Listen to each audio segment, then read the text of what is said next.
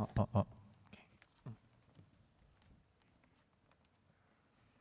Hi, welcome everyone. I'm really excited to chair this session.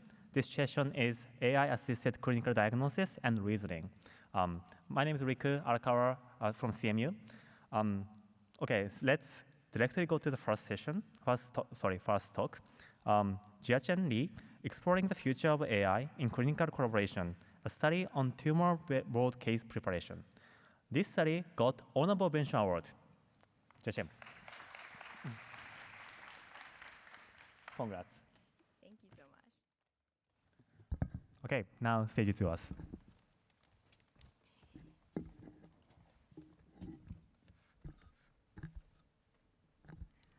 Perfect.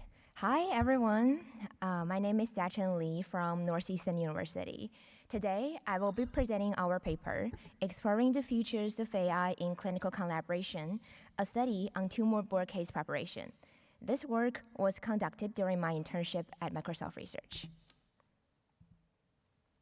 So, in one sentence, this paper looks at how AI can assist clinicians in multidisciplinary tumor boards, or MTBs. So, what exactly is an MTB? It's a collaborative meeting where oncologists, radiologists, pathologists, and other specialists all come together to reveal complex cancer cases and make critical clinical decisions, everything from diagnosis to treatment planning. These boards are considered the gold standard in cancer care, but they're incredibly resource-intensive. Just imagine finding a time when multiple super busy specialists can all sit down together. As a result, there's often only 2 to 3 minutes to discuss each patient case. And these are already the most complex cancer patient cases that made it to the MTB in the first place. So, to work efficiently, MTB generally follows a pipeline from case selection to documentation. But the real burden often lies in preparation. A lead oncologist must spend significant time sifting through hundreds of unstructured medical records just to distill the most important information for a 2-minute presentation. Recent AI advances show real promise in clinical documentation and summarization. So, can AI help reduce this preparation burden? In this paper, we investigate how the clinicians envision using AI for tumor board case preparation. We look at both off-the-shelf and task-specific multi-agent system, and based on those insights, we synthesize design implications. We conducted a mixed method simulated use studies with 16 oncologists, asking them to create preparation notes and slides for 2 pancreatic cancer patient cases, real patient cases, one using off-the-shelf Copilot, and one using a task-specific system called Healthcare Agent Orchestrator, or HAO, which I will introduce shortly, along with a mock EHR system similar to what they use in their regular practice. We used visiting subject randomized A/B testing for survey results, but our main focus was on qualitative intervals, user interactions, and behavior analysis, and this is also the focus of today's presentation. Okay, so for the first system, we use Copilot through the Microsoft Teams interface. Clinicians will send the de-identified EHR as a JSON file to Copilot, along with any questions they may have. This represents, I would say, a more general experience with off-the-shelf commercial LM chatbot. On the other end, we have HAO, an open-source multi-agent LLM system built by Microsoft, specifically for clinical contexts like MTBs. So there's a main orchestrator agent in charge, plus several specialized agents there, each handling a specific task. When a question comes in, the orchestrator agent figures out which agent to call, then collects their outputs and put it all together for a final answer. So we use this open source system for our user study, and more technical detail could be found in the GitHub repo. We deploy the system in the same Microsoft Teams interface, and this is how it looks like. Since this is a really high-stake medical task, the system adopts a commonly used full transparency method, first showing the planning step, including which agent it plans to call, followed by full responses from each agent as trajectories. For specific answers, like those from the patient history agent, source links are embedded in the responses. So clicking a link takes you directly to the raw clinical notes if it's highlighted as references. So how did oncologists use these two systems? The 16 oncologists sent a total of 160 valid requests to AI across the two tasks, with Copilot receiving slightly more than HAO. These requests fell into three main categories: information retrieval, asking for high-level suggestions, options, and evidence, and task completion. And out of the 1,574 facts extracted from AI responses, we found 4 clear errors, all from Copilot. One of the most serious mistakes occurred when Copilot misinterpreted a treatment option that had been revealed by oncologists and patients as a finalized decision. The participants, the oncologists in our study who received this response, copied the content directly into their notes without realizing it. In another instance, Copilot claimed that certain findings in the EHR strongly suggest the patient was receiving chemotherapy based on medications and biomarkers without specifying which drug they were taking.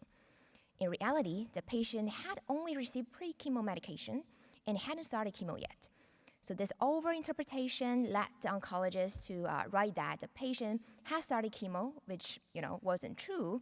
However, they became skeptical and decided to call other oncologists to verify rather than accepting AI responses at face value. So they literally wrote this in their notes that they plan to call the oncologist to check for details. And for errors 3 and 4, we saw data mishandling issues. So AI mixed up old and recent symptoms and falsely described a completed surgery as scheduled. Like E1, both oncologists copied these incorrect AI responses directly into their preparation materials. So now that we've seen the errors AI made, we were curious about what's the oncologist's perception of the AI systems, right? So first, we found a misaligned mental model in how oncologists calibrated their trust. They tended to use their own professional knowledge to gauge task difficulty, becoming overconfident on low-level tasks, saying things like, "Oh, I trust it very much since it's pulling information from the medical record, so it cannot be false," where we know that LMs can hallucinate even for simple data retrieval tasks. Yet, some of them refuse to let AI suggest treatment options, even when the AI's recommendations match their own judgment. At the same time, we found that the common strategies of providing full transparency, such as raw source links for every data point, can actually be verbose and may unintentionally imply a quote-unquote lazy engineering approach to understanding user needs. In practice, oncologists didn't even bother clicking most of the links since there were just too many for such time-sensitive tasks. And although both systems aim to be transparent, they actually failed to clearly communicate what data they had access to, and more importantly, what they didn't. For instance, after several turns, some oncologists finally realized the system actually had no access to raw imaging files. Similarly, showing full agent trajectories from all the agents felt overwhelming and repetitive. And we realized that what mattered most to oncologists was the actual evidence in AI responses content, not the agent assignment, planning shown, or the backend logic. So based on all these findings, we propose design implications for AI system supporting MTBs and broader clinical tasks. First, for AI system design, remember the arrows related to recency, mix up the old and recent symptoms. So for most clinical tasks, we realize that some records, they just carry a higher priority than the others, right? For example, the more recent ones are just more important than the later one. So AI shouldn't treat all records equally. And systems should also be especially sensitive to the difference in wording between discussion and suggestions versus actual clinical decision in the notes. For presenting responses, AI should adapt to the type of request. And for basic information retrieval, responses should be direct. For high-level suggestions, they should be more thorough, proactively offering multiple options rather than a single recommendation. We've also shown some inefficiency in the commonly used full transparency approach. So what do we suggest instead for safe and responsible AI use for medicine? Future systems should always include a brief upfront description of their capability with particular emphasis on data access, and especially what data sources it does not have access to. We also suggest using minimal inline codes instead of redundant source links and including patient-specific reasoning as evidence rather than exposing agent backend logic. Finally, I'd like to thank my mentors from Microsoft Research, Mandy, Scott, and Eric, and my advisors from Northeastern, Beth, and Varun, and all collaborators who supported this project. I couldn't have wrapped everything up so quickly during my short internship without your help, and this has truly been a team effort. I really hope that our work can be a small step towards more responsible use of AI in the future medicine. And finally, I'm a fourth year PhD student right now, so I'm almost there, actively looking for collaboration opportunities for postdoctoral, opportunities. And happy to take any questions. Thank you. Thank you. Any questions?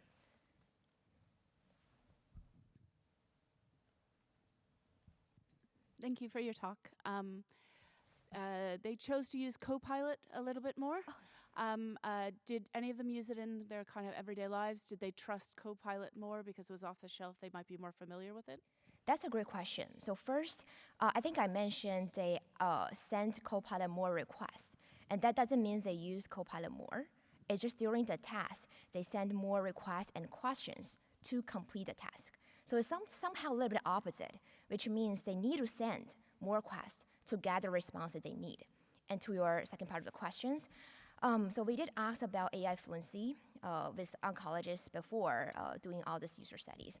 So I would say right now when we did the study, most of them are not using AI for their daily practice because, it's medical context. We're dealing with actually identified EHR in their practice, and it's hard to just throw this data into Copilot in their actual practice, right? But I do see the trend of more and more AI usage in actual clinical practice. I know there are some people trying to use like a HIPAA compliant GPT version in the hospital, and there are some folks using things like open evidence to search for literature for their clinical practice. Yeah, so I think it's definitely a trend, but they're being very cautious on using it, especially for identified EHR. All right. Thank you very much. All good? Okay, although we are moving to another next talk, but please remain here, and if you have a question, then chat after the session. Okay, so next presenter is Ushuna Malik, Prompting, Oversight, and Adoption, Physicians' Use of Large Language Models for Diagnostic Reasoning in an LMIC. Okay, Ushuna is looking for collaborations and internship opportunities.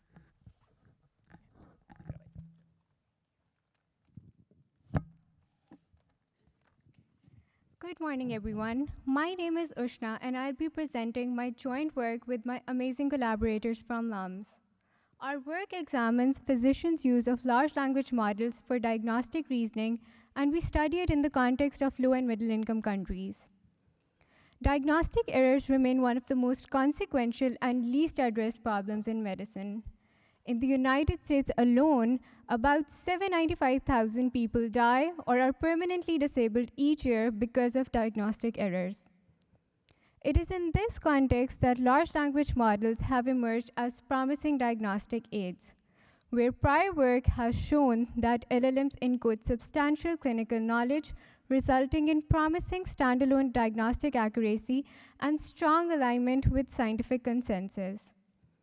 However, model capability alone does not transfer to physician performance. In a randomized control trial by Go and colleagues, physicians using conventional resources scored about 74% on diagnostic reasoning tasks. When given access to GPT-4, they scored only 76%, a difference that was not statistically significant. Yet, when GPT-4 was tested entirely on its own, it scored 92%, a statistically significant 16-point gap over the physician alone group. So the model reasons well, as well as the physicians on their own, but together the performance barely improves. That points to the physician LLM interaction itself as the missing piece. But when we look at what prior work has actually given us, we get LLM benchmarks, access studies, attitude surveys, but we find almost no behavioral evidence of how physicians actually prompt, verify, and constrain LLM outputs. What we don't have is evidence of what actually happens in that interaction and how it shapes the diagnostic quality. Our study addresses these gaps in Pakistan, where fragile clinical workflows and resource constraints make this question most urgent. In doing so, we make 3 contributions, where we provide the first behavioral analysis of physician LLM interaction during diagnostic reasoning.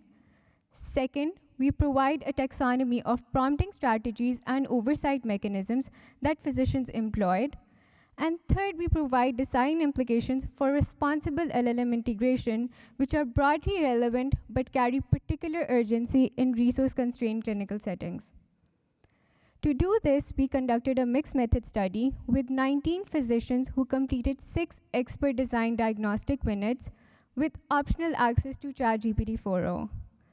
From this, we collected 3 data streams, with the first one being interaction logs, where we had complete record of every prompt and response, a baseline survey capturing physicians' attitudes, beliefs, trusts, and concerns about clinical AI, and semi-structured interviews with 12 of those physicians exploring their experiences, practices, and barriers they face when integrating AI into clinical work.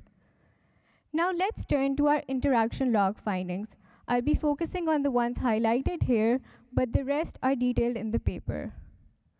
The most consistent pattern that we observed was that physicians used LLMs primarily as diagnostic scaffolds, and that followed a 3-step structure, where they first generated differentials to cast a wide net. Second, they evaluated the supporting and opposing evidence for each candidate, and lastly converged on a final diagnosis. This is worth noting because this is how physicians are trained to reason in clinical practice, and what we observe in the logs is physicians replicating that process through the model. And at every stage, physicians were the ones directing the reasoning, so the model functioned as a reasoning aid, not as an autonomous decision maker.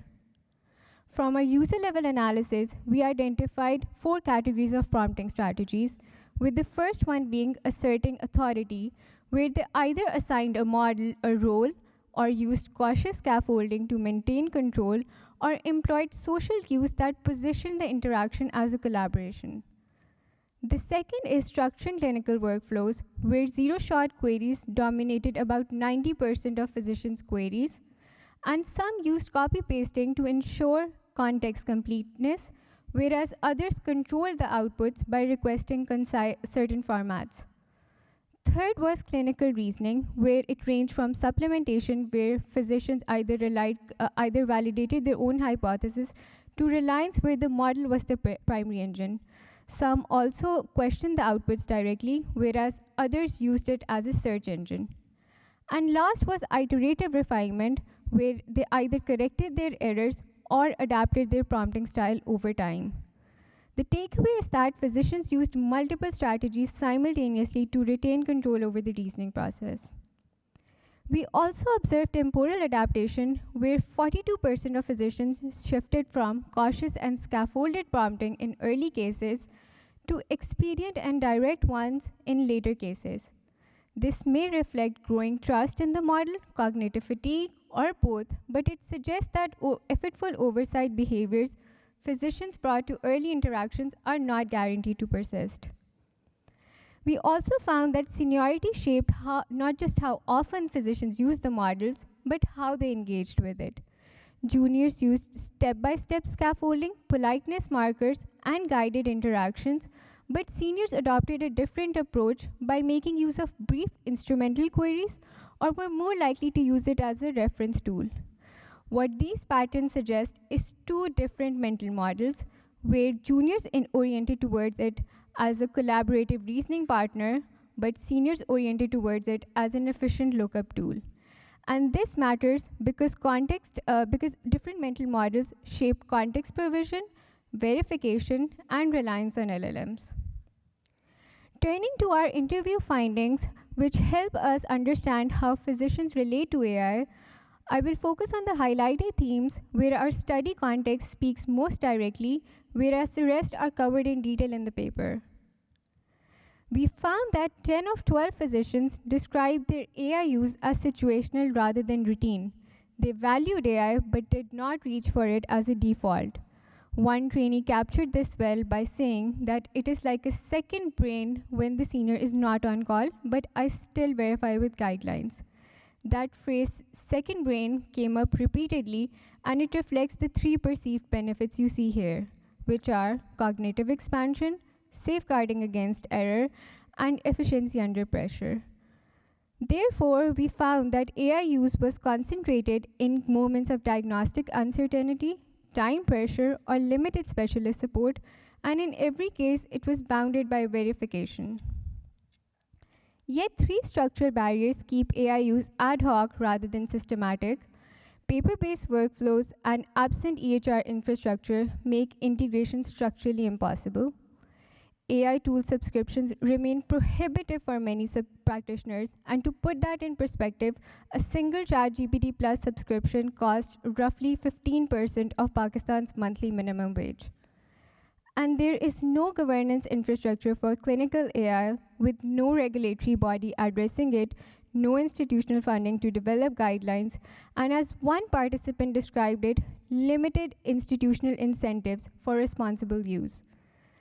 These constraints shape the design space, and in low and middle income countries' context, they are what keep AI use situational rather than routine, and effective design needs to account for them. Drawing on both the behavioral evidence from the logs and the contextual insights from the interviews, we derive three design principles for responsible clinical AI. Firstly, we need to design for reasoning, not just for answer delivery.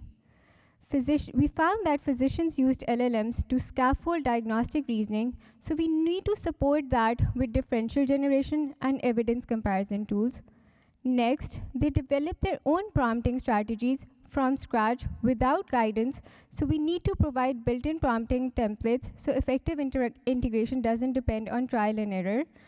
And lastly, they use the model as a reasoning partner, so we need to design structured reasoning workflows, not just generic search interfaces.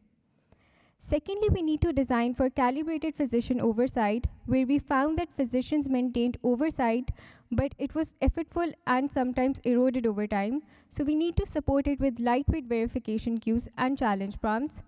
Next, we showed that prompting evolution happened from cautious to expedient, so we need to build in trust calibration mechanisms so physicians can see when their reliance is changing. And juniors scaffolded step by step while seniors used it for quick verification, so we need to adapt oversight to experience level because they need different guardrails. Lastly, we need to design for responsible adoption by pairing AI deployment with AI literacy that includes ethics and oversight training. We need to embed accountability directly into the tool with audit trails, decision attributions, because institutional governance has not yet caught up. And we need to build tools that work within the constraints of available infrastructure by providing offline capable tools, local language support, low bandwidth interfaces, and compatibility with existing clinical workflows. Closing with our takeaway, we need to understand that better clinical AI requires not only better models, but also better physician AI interactions. We've shown that physicians bring sophisticated strategies to LLM collaboration, and that quality shapes diagnostic outcomes. So the challenge for HCI community is to make effective physician AI collaboration easier to sustain. You can scan the QR code for the full paper, and I'm open to any questions you may have. Thank you.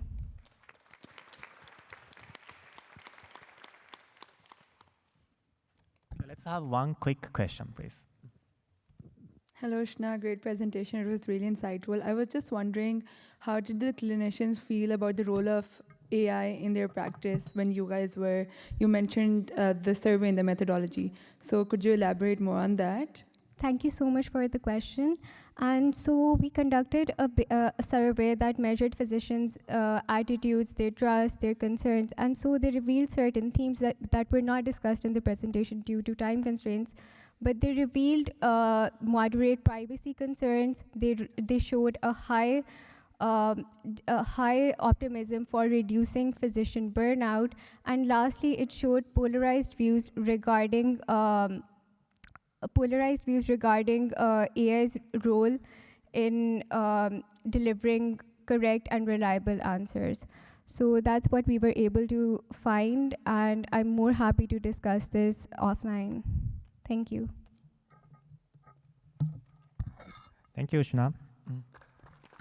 All right, so next talk is by Jihan Zhou. DiagLink, a dual-user diagnostic assistance system by synergizing experts with LLMs and knowledge graphs.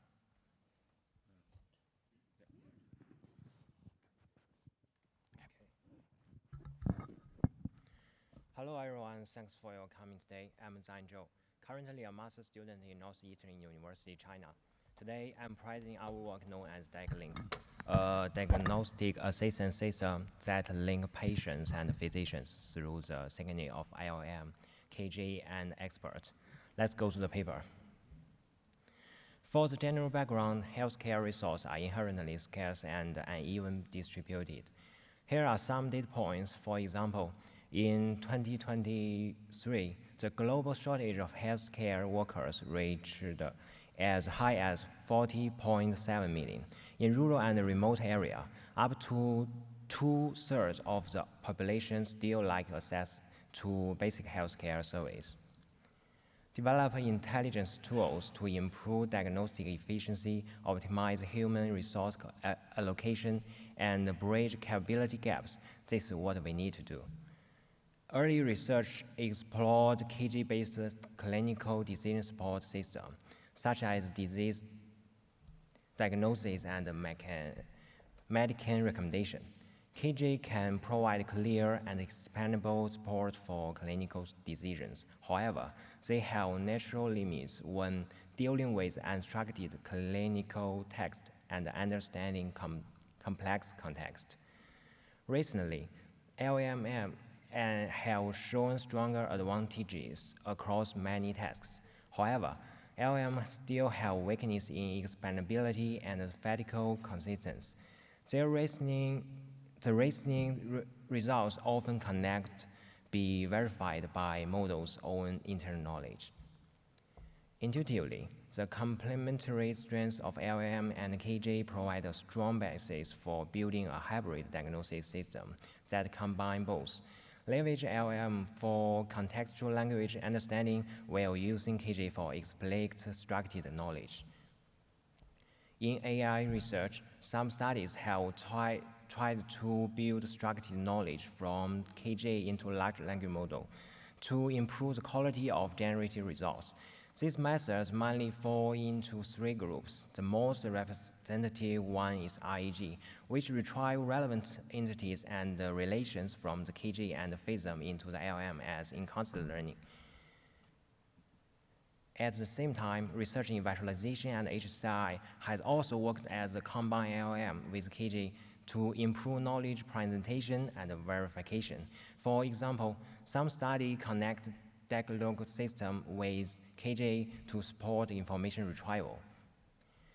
These methods work well in offline evaluation or the specific test settings, but still fall short in real diagnostic support. First, they often focus on isolated subtexts such as retrieval or reasoning and lack end-to-end support for doctor-patient collaboration. Second, they rely on static KJ, which makes it hard to keep up with evolving medical knowledge. Third, they lack ongoing expert involvement, which limits the reliability and clinical relevance of the diagnosis suggestion.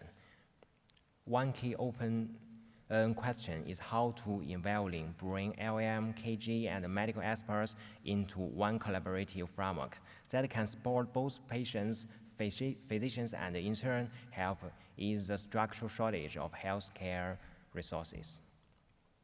So in this work, we make three main contributions. First, we design and build a new interactive diagnosis support system for two types of users, patients and physicians. The system brings together LLM, knowledge graph, and medical experts.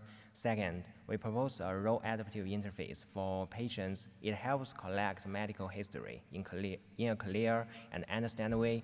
For physicians, it provides linked evidence for multiple resources to support diagnosis. Third, through user study, we show its potential to improve communication between patients and physicians, improve diagnosis efficiency, and provide useful guidelines for future collaborative medical AI system.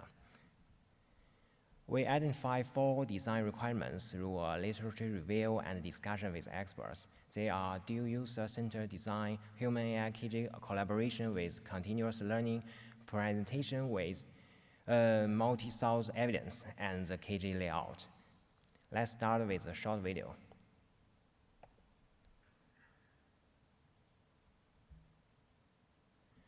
Unfortunately, we have no voice, but fortunately, we have the subtitle.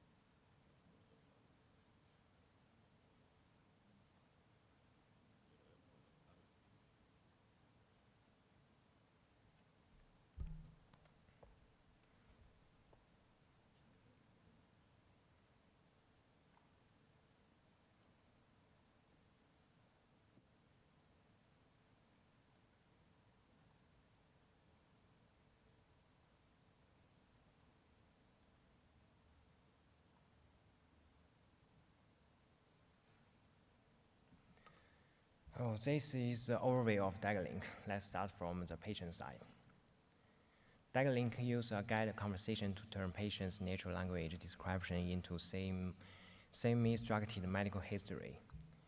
Because we have watched the video, so let's skip it. After this, DagLink moves to diagnose through the collaboration of LLM, KG, and expert. It serves as a bridge between patients' medical history and the diagnosis results. At this stage, the joint reasoning of LLM and the KG helps expand the diagnosis scope. At the same time, expert involvement ensures that medical knowledge can be continuously updated and enriched, which improves systems' ability to adapt. For structured reasoning with KG, the LM first extracted symptom entities for patients' medical history and explore their local neighbors in the KG to generate a site of candidate disease. Because the limited time, we can skip some PowerPoint. Let's move on to the physician side. The physician interface was designed to help a physician make a decision faster without reducing safety. It used a 3-column layout to bring together patient's information, medical knowledge, and diagnosis reasoning in one view. For the evaluation, there are 24 participants, including 12 simulated patients and 12 licensed physicians, and used 12 open clinical cases. Each simulated partner worked 3 different physicians under the 3 conditions. Slides show the results. Through the evaluation, we get a lot of insights for the quantitative results. Patients report a better diagnosis experience with higher report, understanding, emotion support, and reverse imitation. For physicians, the experience lower workload and good usability with reduced time pressure and efforts during diagnosis. We also invited 2 experts to rate the physician's diagnosis results, and any disagreements were resolved through discussion. The results show that with DagaLink, physicians made diagnosis faster and more accurate, with overall better diagnosis quality. To examine the relevant likelihood score let's just skip it. To summary, we introduced a collaborative diagnosis paradigm integrating LLM, KG, and physicians to enhance patient experience, improve physician efficiency, and moderate boosting diagnosis accuracy. However, we still have emphasized the limitation. In future work, we plan to improve accessibility, multimodal interaction, and connect long-term development and user study in the real clinical setting.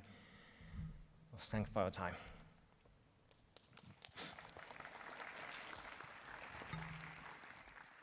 Thanks, Jihan. Let's have one quick question. Yeah, hi, Yukai Guo from Tsinghua here. I have one little question is that, could you explain more about the role of KG in your system, as I think KG is somehow important in this workflow. Thank you.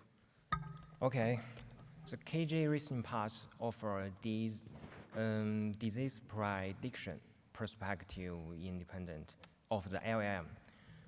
Its primary goals are to expand the prediction space, enhance candidates' recall, and provide structured previews in the graph view.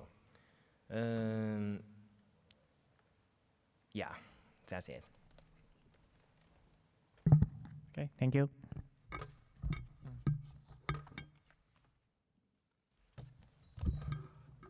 Okay, so next presenter is Grazia Ragone. The talk is, do children trust AI, and should they? Designing and validating a child-centered KI trust scale for intelligent systems. And this paper received Best Paper Award. Congratulations. Thank you very much. Okay, hello everyone.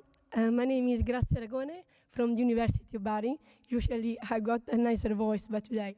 Anyway, before I start, I want to say on behalf of my brilliant author, Professor Paolo Bono from University of Bari, Professor Judith Good from University of Amsterdam, and Professor Rosa Lancellotti, also from University of Bari, that we are really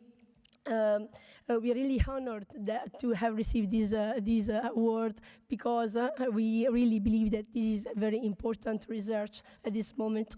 So I'd like to start with the question: do children trust AI, and should they? Maybe some of you may have already an answer, or maybe just an intuition, but I can guarantee that it's not so straightforward. And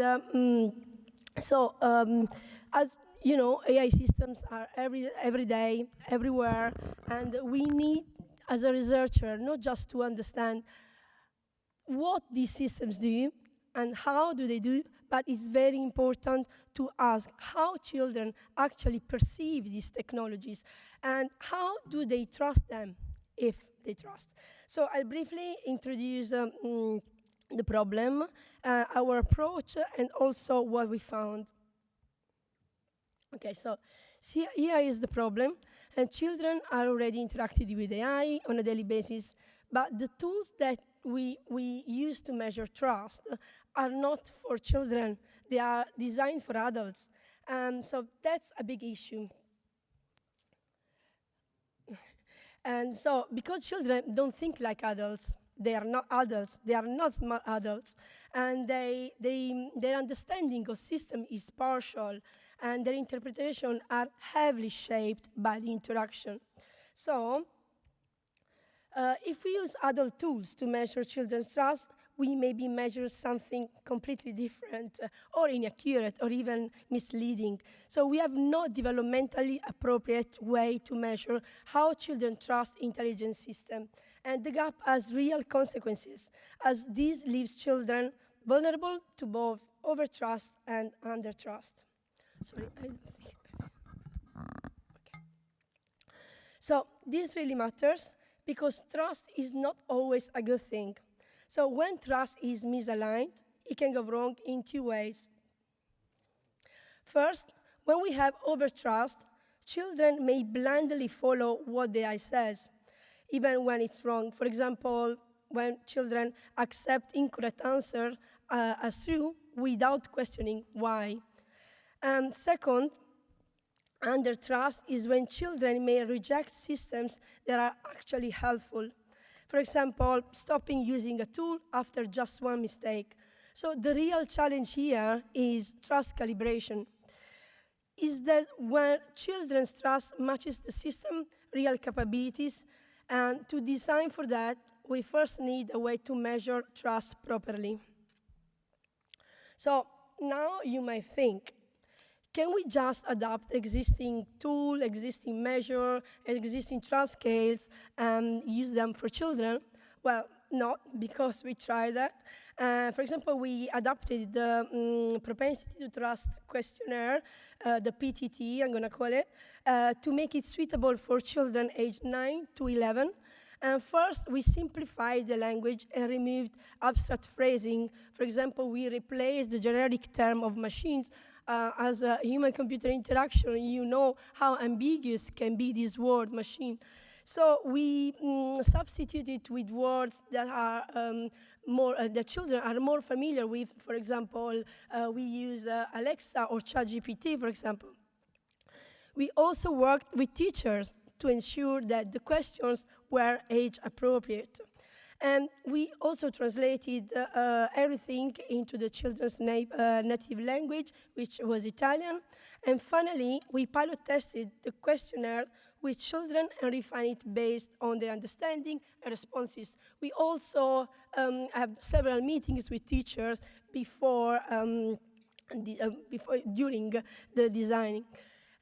So what we found is this adult PTT scale had a very low reliability, as you can see, with an alpha of around 0.59, which was quite low compared to the one that I'm going to talk later. And so this tells us something very important, that children's trust is not just a simple version of adult trust, because children are not small adults. And this is fundamentally different, and this means very important things, that we need a child-centered approach for this. So to address this, we designed a three-study process. We work with children aged 9 to 11 in the same school setting.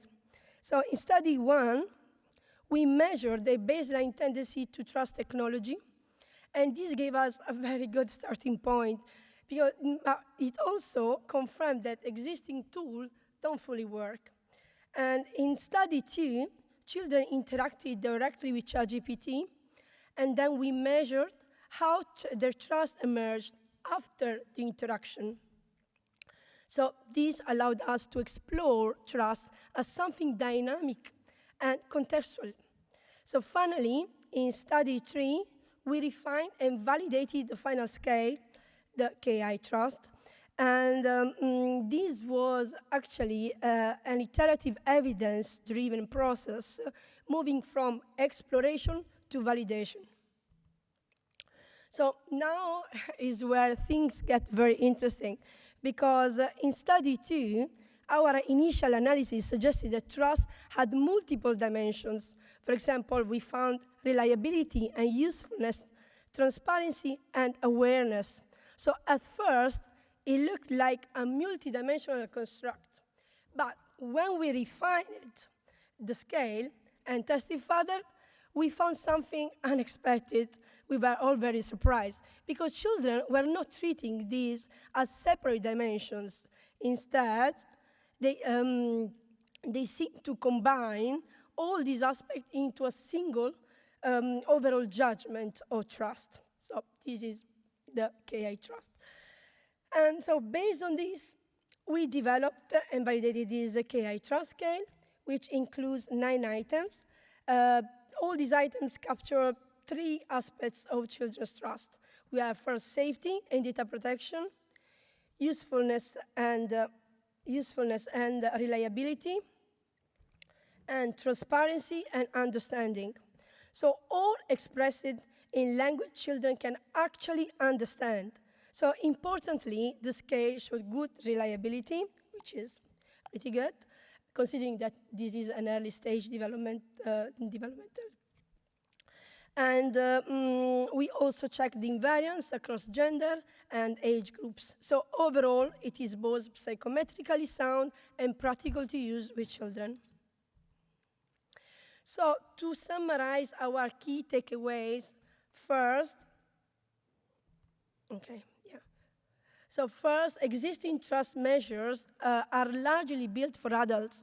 And when we apply it to children, they show weak reliability. Second, when we design a scale specifically for children, reliability improved significantly. And third, our findings suggest that trust for children is not something that can be broken into separate dimensions because it operates at more dimensional, more holistic. Children use this kind of unified judgment. So they don't separate, separately evaluate, is this fair or is this reliable? Do you understand it? But what they do is just asking, do I trust this system or not? So this aligns with developmental psychology, where children often process complex information as a single holistic experience. And the most important thing is that children experience trust as a unified construct. So what does it mean for design? So we need to design for transparency, but in ways that children can actually understand. Second, we should support trust calibration, helping children question and reflect, not just accept or reject. And third, we need child-centered evaluation tools, because if we measure trust incorrectly, we risk something the system can either encourage brand reliance, for example, or discourage useful interaction.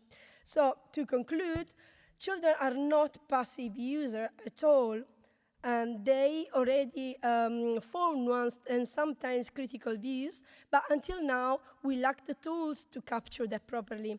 Our work introduces a validated child-centered trust scale, helping bridge the gap between ethical principles and real-world child-AI interaction, and ultimately supporting the design of AI systems. Of AI systems that children can trust in an appropriate way. So before concluding, I just want to say that we continue this very important line of research, and with the next workshop will be at IDC.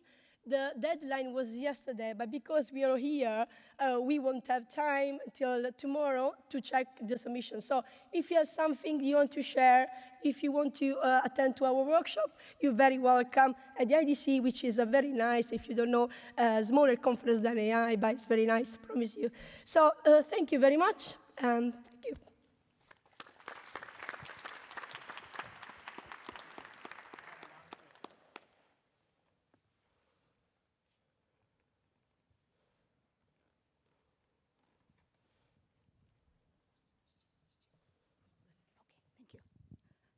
Hello, thank you for the great presentation. So my question is along the line of trust, is along the idea of trust calibration.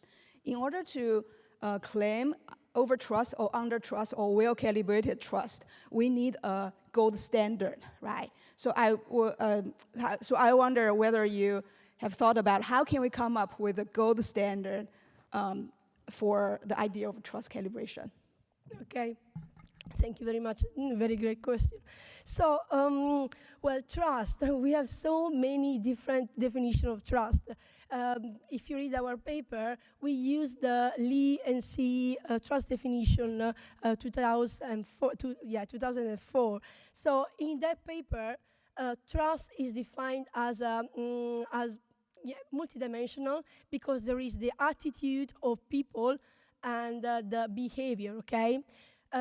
But that study was for adults, and if you know any study that investigated trust and trust calibration with children, which gave a good shareable definition, it would be very great. Please share with me, because I think as researcher on this very important field, we all need to set principles first, to get to the goal that I wish to achieve someday too. Thank you. Welcome. Thank you very much.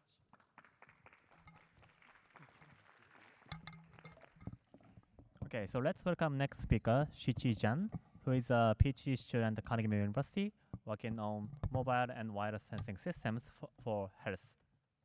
Shichi is presenting RAV-DAV decoder, bringing micromechanical cardiac monitoring to hearables.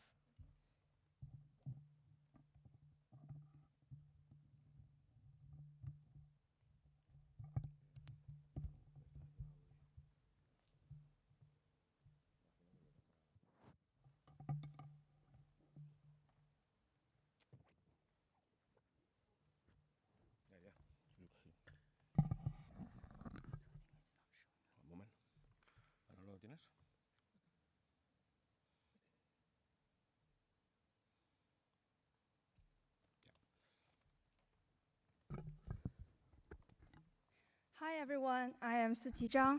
I'm from Carnegie Mellon University. On your flight here to Barcelona, you might have gotten these pairs of free earphones. So today I will be presenting our system, RAV-DAV decoder, that utilizes these free earphones to measure cardiac kinematics, or how the heart moves. As the heart pumps, it produces a rich set of physiological signals. While today's smartwatches, such as Apple Watches, are already able to measure the electrical signals of the heart, and indeed, there are other mobile health systems that take acoustic and optical measurements, they do not measure the mechanical vibration movement of the heart, or how the heart moves. So why is this so important? As it turns out, your heart's electrical signal can be completely normal, even when the mechanical signals are off. And the mechanical changes often come first when you have a heart issue before any electrical warning signs appear. As the heart beats, it undergoes acceleration and rotation along multiple axes. If you put a motion sensor on your chest, you can actually pick up the tiny microcardiac vibrations that signifies how your heart valves open and close.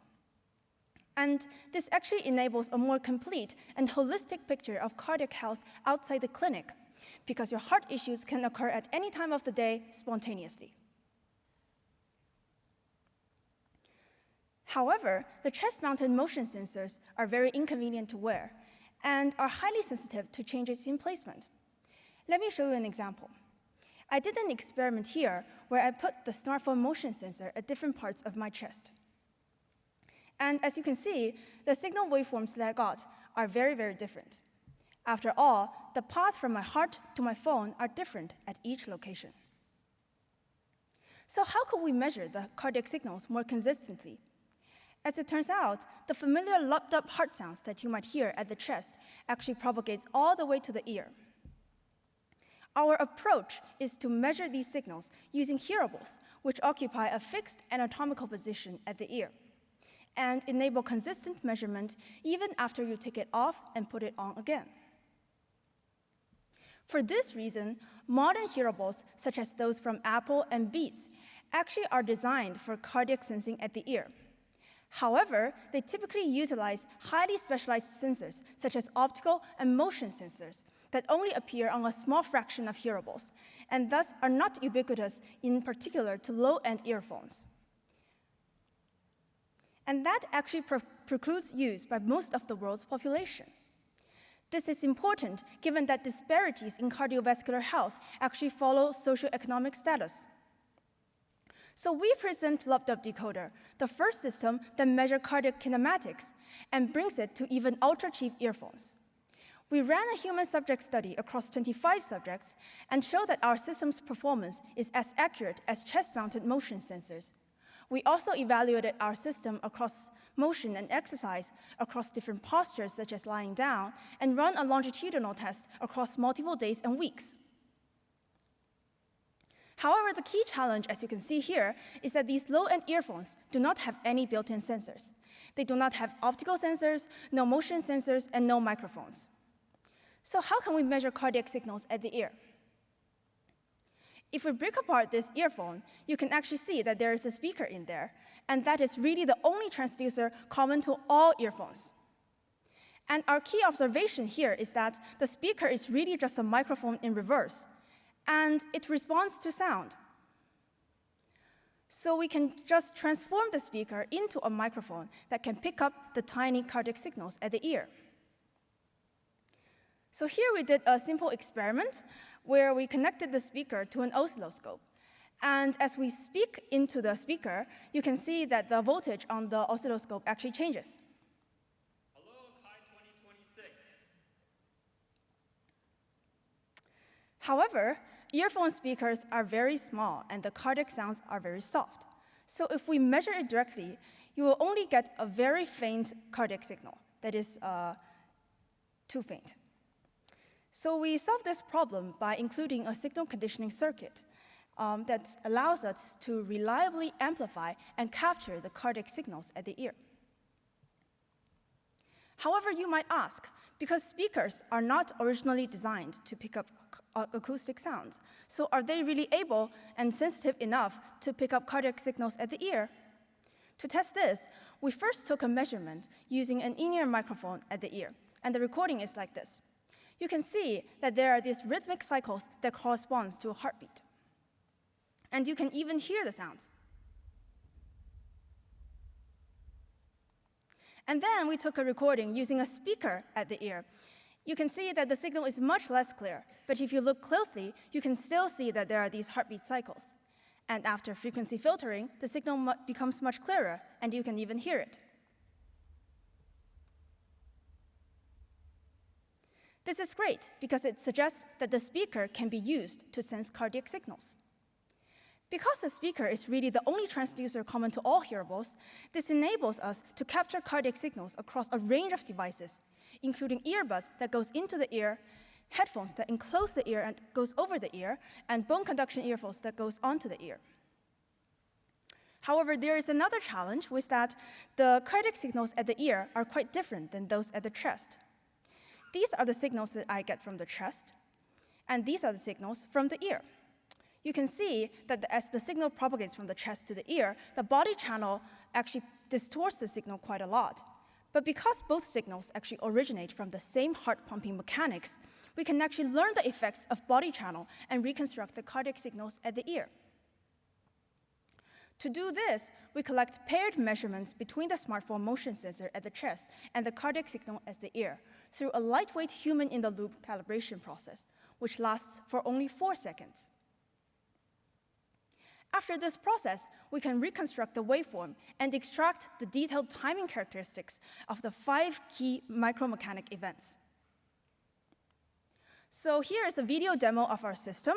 On the screen, you can see the live streaming of the signal extracted from the speaker of the earphone. And as the user put it on, you can see that there are these high peaks corresponding to the heartbeat cycles streaming on the screen. Now I will present the key evaluation results of our system. We did a human subject study across 25 subjects.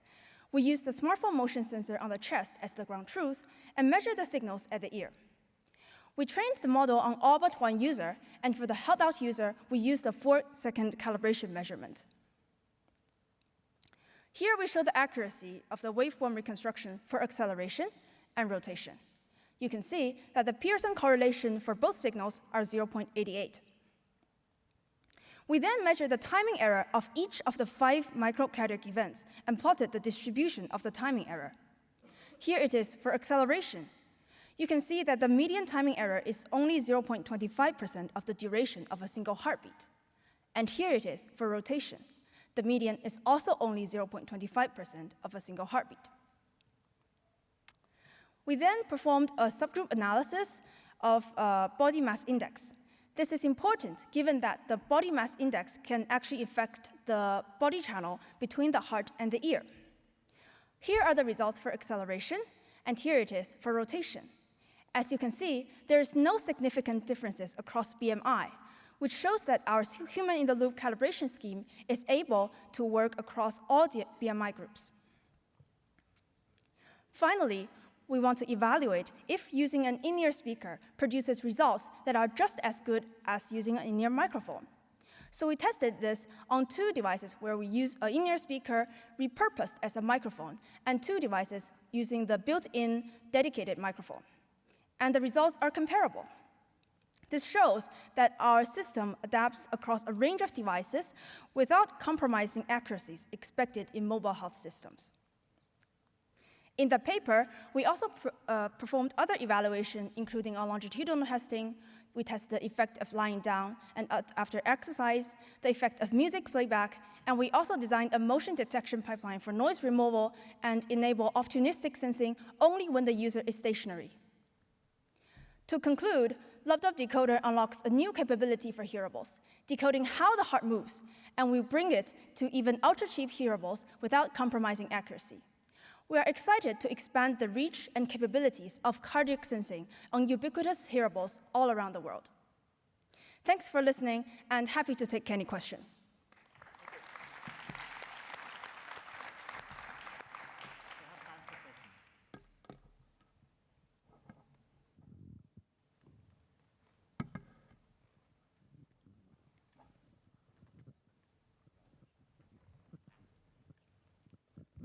Thank you so much for that. That was a fascinating talk.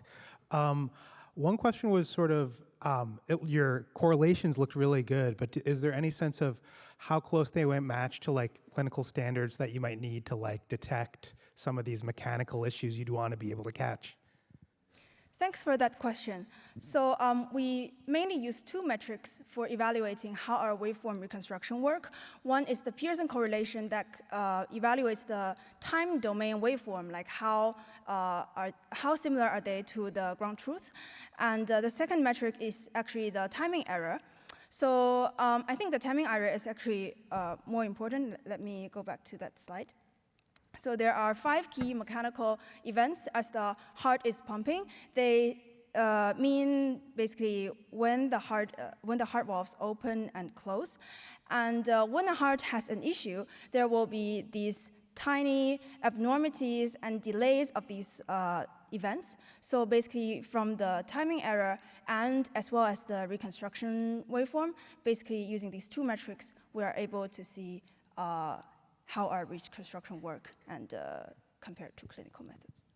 Sorry, thank you for that. I'm still a little unclear. Does that mean that you think it's already got that precision that it can catch these sort of mechanical issues? Yes, but in our study, actually, we were not able to test on like people with CVD diseases. So we just like tested on different people that have like different physiologies and different heart rates, and our system is able to generalize. So I think when testing on people with CVD diseases, our system will also be able to perform there. Got that. Thank you so much. Yeah, thank you. Thank you. You can keep it. You can keep it. Oh, okay. Okay, so let's invite next speaker, Toby Grangega. The talk is AI-supported electrocardiogram interpretation, effective support presentation on diagnostic accuracy, psychological need satisfaction, and diagnosis time. Thank you very much for the introduction. And thank you very much, Sishu, for talking so much about ECGs. However, I hope my talk's not going to be too lame because I'm going back to the paper stuff and not to the future of ECG measurement. So at the moment, doctors need to interpret an ECG and they need to grasp up to 12 different signal lines and then look at tiny time differences and make conjectures about the mechanical functioning of the human heart. So it's a quite cognitive demanding and error-prone task. And the main aims of looking at ECG interpretation were safety, effectiveness, and efficiency. However, the tasks are also very standardized. So early on, researchers tried to develop algorithms to support ECG interpretation. However, as Ushnab already pointed out in her talk, having a really good algorithm that might provide even 100% accurate diagnosis is not going to guarantee that the user will follow the algorithm. So we need more research of how to integrate those algorithms into the diagnosis process. And looking at these kind of research, there are a couple of things that I want to highlight, and I also want to highlight 3 gaps in the research. So the first area that has been addressed is the form of XI, explainable AI presentation. So in some studies on ECG, ECG is a visual task, actually, interpretation, they provided text explanation. So the first gap that we identified is that there has been no visual highlighting in the context of ECG interpretation, even though ECGs are a visual paper-based task at the moment. And the second area is the order of XAI presentation. So Kabica, he looked at 2 different orders. The one, what's called AI first, is that the AI does the first diagnosis, and this is presented to the human or the clinician, and then the clinician writes down his diagnosis. And the human first protocol is that the human does a first diagnosis that's written down, and then is provided with the AI support, and then might change his initial diagnosis or not. And Kabica themselves discussed that this might introduce a bias to stick with the early stated diagnosis, and kind of a conservatism bias, a tendency to not revise the initial diagnosis. So a gap is that there's been no tentative, but only kind of written down, carved in stone diagnosis in the human-only first decision. And finally, all of that research only looked at efficiency and effectiveness to increase safety. And none of this stuff has looked at user experience. So how do clinicians actually feel what's happening to their autonomy when they get different forms of clinical decision support? So in our study, we investigated 5 different AI support conditions. The first one did not include any AI support, so that was our control condition. We only provided the ECG and told clinicians to make a diagnosis. The conditions 2 and 3 included a written diagnosis, which you can see here on the very top of that ECG printout. In the middle version, the second condition, we only provided the diagnosis. On the right side, we also provided marking as a visual highlight of what the algorithm might have considered to make that diagnosis. And I have to highlight here, and I want to point this out, we didn't develop any algorithm.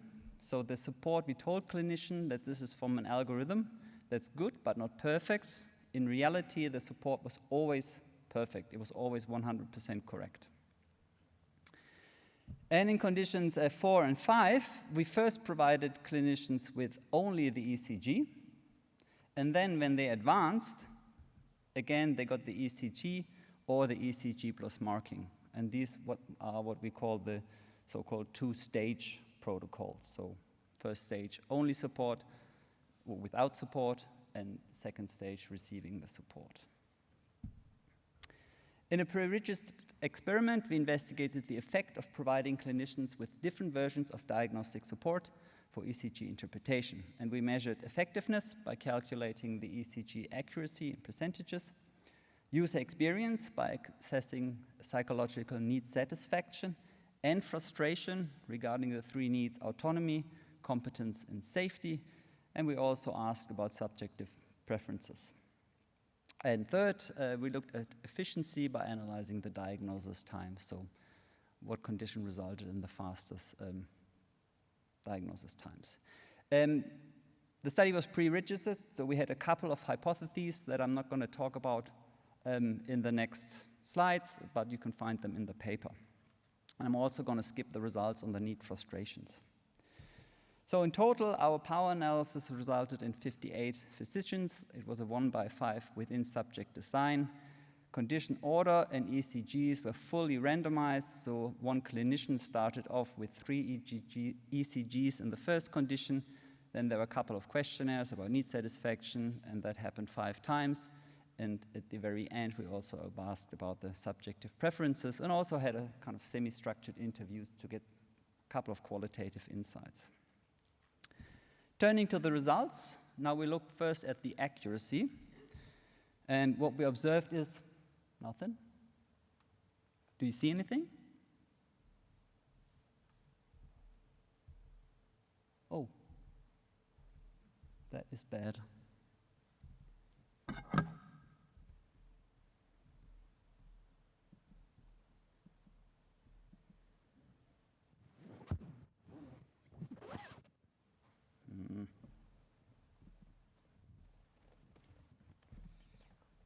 Okay, how do I delete this? Okay, how do I delete this? Okay. Wait.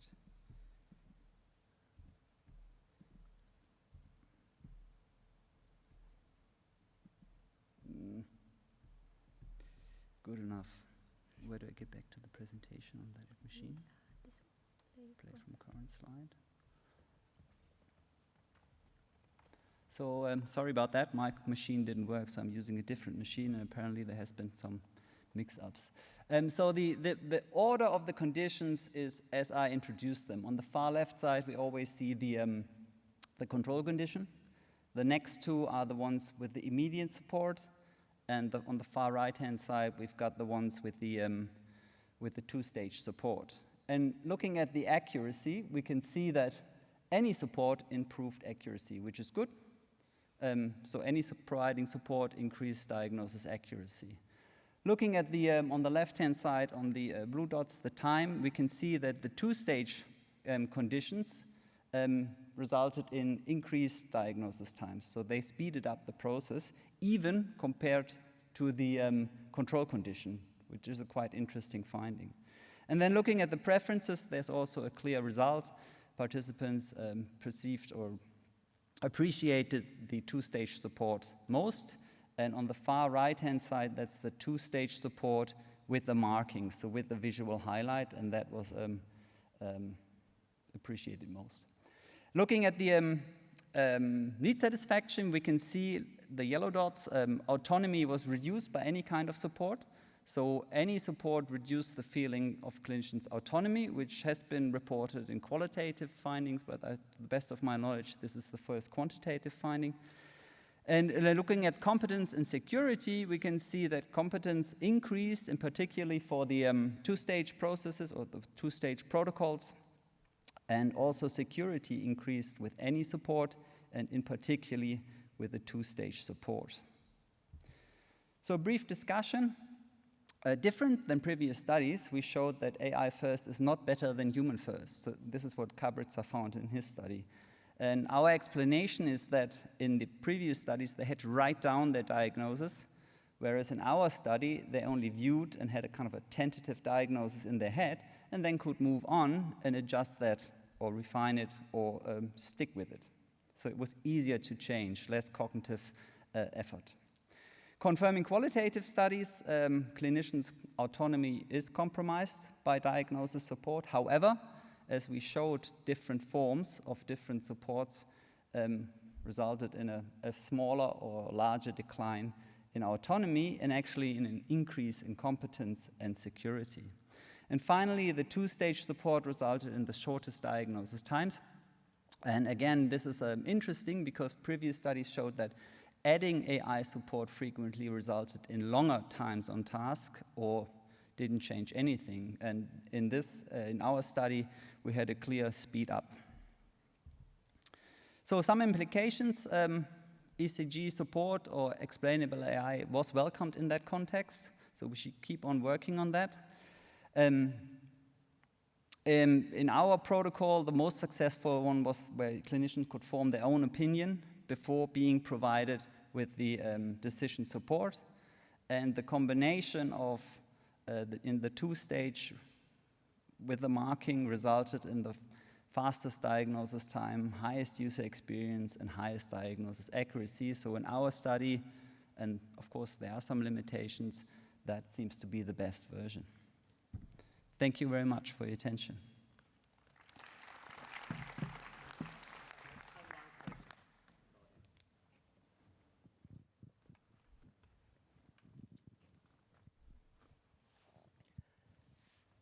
Hi. Very good morning. Thank you so much for your presentation. I'm Eduardo Folgado.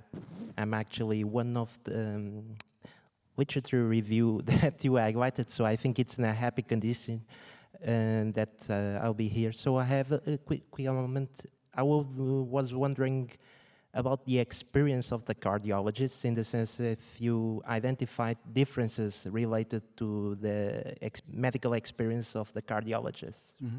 So we didn't look at experience, but there's literature on that. We didn't manipulate it. We just kind of had a convenience sample of people that participated. And our sample, that's all in the paper, they were rather junior. With a couple of seniors. This is why we didn't look at any experience-related results. And also looking at the accuracy data is quite difficult because, of course, it is a limitation that we only used 100% accurate support. That's not going to happen ever. However, some other papers used 70% correct support. Some used real algorithms where it's not really known how accurate they are, so that's pretty difficult to compare across studies. Yes. Yeah, that's true. Thank you so much for the presentation. I'm happy to catch up you later. Yes, I don't see you, but you can over there. Happy to chat afterwards. Thank you. Yeah. Thank you, Toby. Thank you.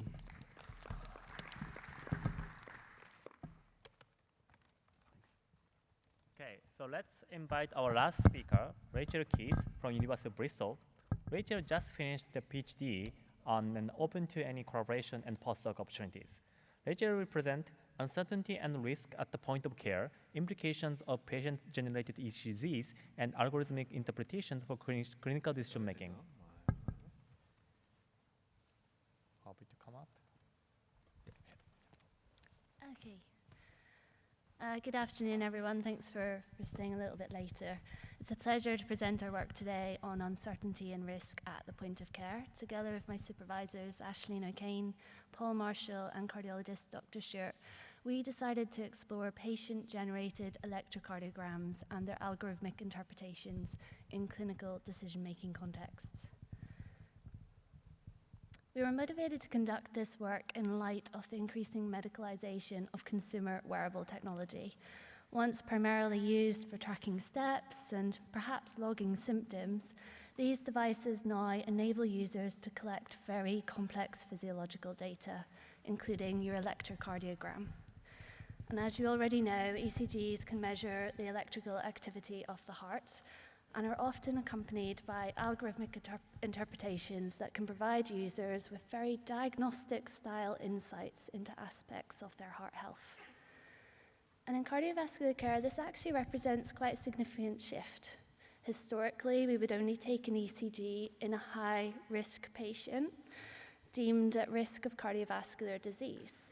We would record the ECG in a clinical setting. It would typically be interpreted by a specialist clinician, such as a cardiologist.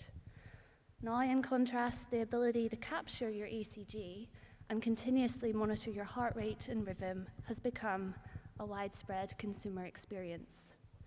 And while there's growing evidence that cardiologists can make diagnostic and treatment decisions based upon these forms of patient-generated data, very little is known about how non-specialist doctors, such as your primary care and emergency clinicians, perceive and act upon such data. This is despite evidence that clinicians in these contexts are increasingly encountering patient-generated ECGs and algorithmic interpretations in their routine clinical practice. And while the CHI community has a very long-standing interest in understanding how clinicians perceive and act upon patient-generated data, very little attention has been paid to these more medicalized forms of patient-generated data. So with this in mind, we explored the following research questions. How do point-of-care clinicians perceive and make sense of patient-generated ECGs and their accompanying algorithmic interpretations within clinical decision-making contexts? What factors shape how clinicians anticipate incorporating this data into their decision-making? And is there any design opportunities or design tensions which emerge when point-of-care clinicians engage with this form of patient-generated data? To address these questions, we recruited 33 clinicians working in primary and emergency care in the UK. These practitioners we thought were most likely to be the first point of contact for patients presenting with concerns arising from their consumer wearable data.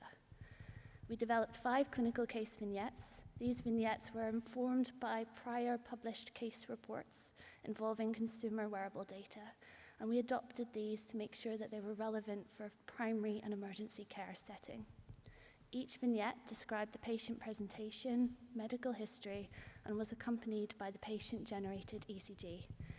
In some cases, the vignettes also included the algorithmic interpretation of the ECG data.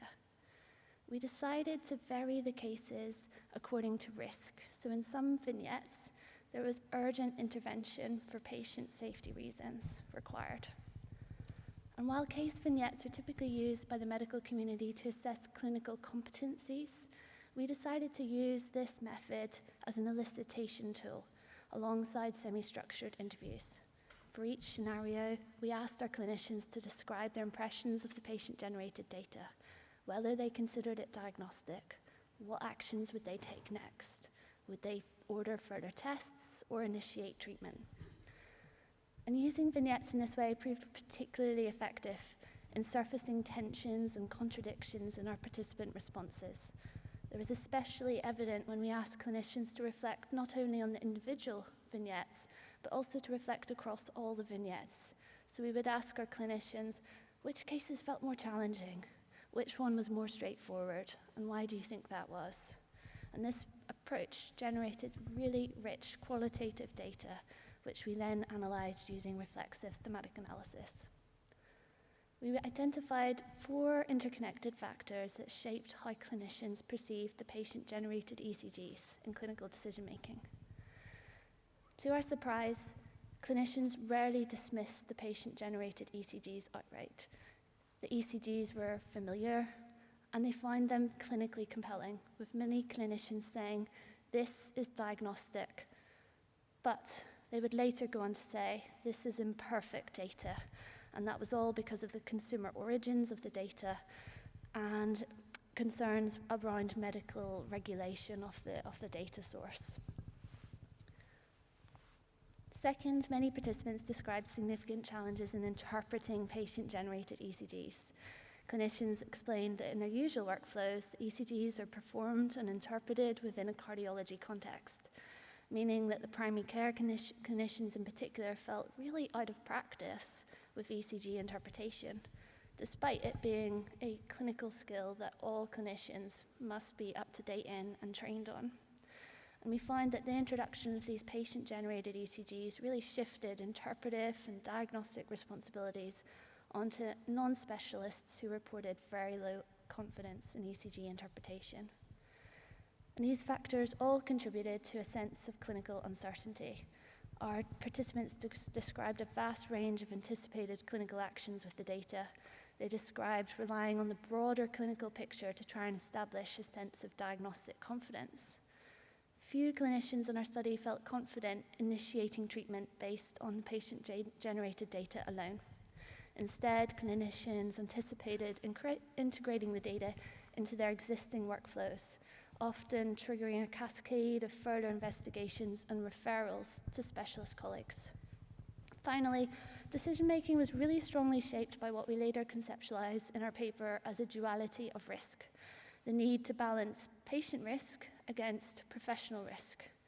In many cases, this consideration completely overrode earlier concerns about the data. So for example, when either patient or professional risk was perceived to be high, clinicians felt compelled to act on the patient-generated data, even when they'd previously expressed complete distrust in the data. And we were really surprised by this. When we think about risk, it's often framed purely as a patient safety thing, with little consideration for how clinicians may practice defensive medicine as a way of protecting themselves from professional risk. So building on our findings, we identified a set of design opportunities centered on clinical uncertainty and a duality of risk. And for the purpose of today's talk, I'll briefly talk about uncertainty-aware technologies to support the safe and responsible integration of patient-generated data at the point of care. Clinical uncertainty arises when clinicians cannot confidently determine a patient's condition, and it was a consistent theme throughout our findings. Clinical uncertainty has been described as decision-making for clinicians. It's a little bit like looking for a snowball in a blizzard. And importantly, clinical uncertainty has significant clinical implications for both patient safety, because it delays care, and for healthcare systems as it leads to clinician burnout and overuse of scarce medical resources. And in our paper, we draw on the medical community's understanding of clinical uncertainty as something that's dynamic and situated, rather than a fixed concept that can be measured or quantified at a single point in time. In our paper, we draw on the taxonomy of clinical uncertainty as a practical design tool. With this, uncertainty may originate from concerns about the accuracy or validity of data, but it does not remain contained there. Instead, it propagates across the system, shaping clinical workflows and shifting where uncertainty is experienced, whether that be between clinician, patient, and technology. And we propose this taxonomy to help designers to systematically surface where uncertainty arises, distinguish its different forms, and importantly, trace how uncertainty propagates across clinical decision-making contexts to help us identify where uncertainties most significantly impact decisions, enabling targeted design interventions to reduce the downstream knock-on effects. As one of our participants explained, we're in a little bit of a Wild West territory with these devices. There's going to be more and more of it, and more uncertainty about what we can rely on and what we can't. And whilst many of our participants find patient-generated data diagnostic, the data was only actionable to the point of ordering further tests and referrals. The important action of actually initiating treatment, where the potential to improve health outcomes lie, was rare. And we hope that the concepts of uncertainty and the duality of risk provide a useful lens for understanding how clinicians make sense of and act on emerging forms of patient-generated data. So thank you very much for listening, and please feel free to get in touch with me. I've just finished my PhD, and if you'd like to learn more about the work, feel free to get in touch. Thank you.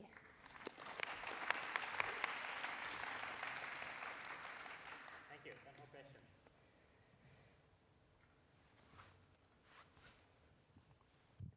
Hi, this is great work, and congratulations on your PhD.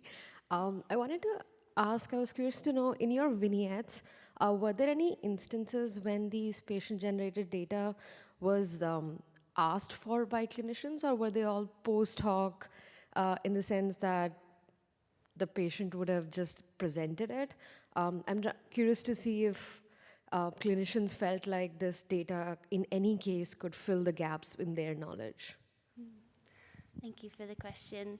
Yeah, in our study design, we assumed that the patient would share their ECG, but my understanding is that there can be a little bit of asymmetry when it comes to sharing patient-generated data. And the second part of the question was also really interesting. We find that our clinicians felt that there was a real opportunity for consumer wearable technology to support particularly arrhythmia diagnosis, just due to the limitations of actually accessing long-term heart rate monitoring through clinical workflows is actually a very prolonged process. In the UK, it's like 6 to 12 months to get one of those tests done. So they definitely saw a great opportunity for consumer wearables to plug that gap. Okay. Thank you. Thank you very much. So this is the end of the session. Let's give big applause to all presenters again. With that, let's finish this session. Enjoy your lunch and the rest of the day. Thank you.